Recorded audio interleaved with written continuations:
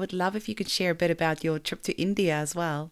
Yeah, India's it's one of my favorite countries to visit in the world, and I'd never been to Calcutta.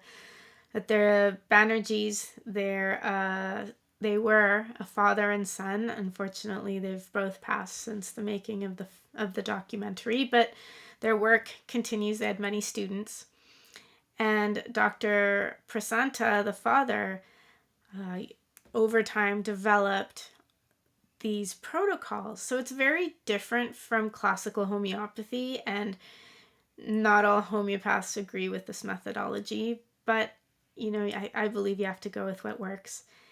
And they became Yeah, I very, agree. very famous for their brain tumor protocols, specifically because they were so effective and still are.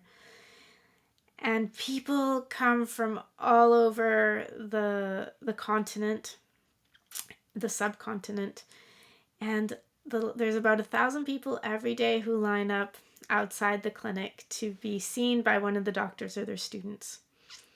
And these doctors, they spend 5 minutes with a patient. It really is protocols. You have a brain tumor, these are the two remedies you take, and we see how you do. But there's also a level of individualization that a lot of homeopaths don't realize.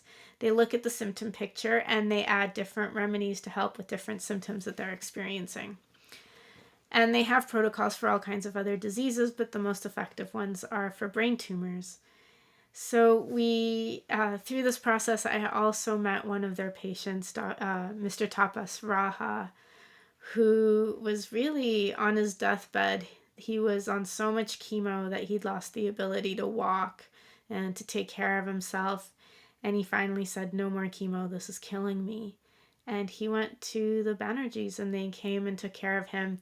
We're still in touch to this day, and he's doing really Wow, well. He walks, he really? gets around, he travels, and he's become a huge advocate for homeopathy, particularly in the treatment of brain tumors.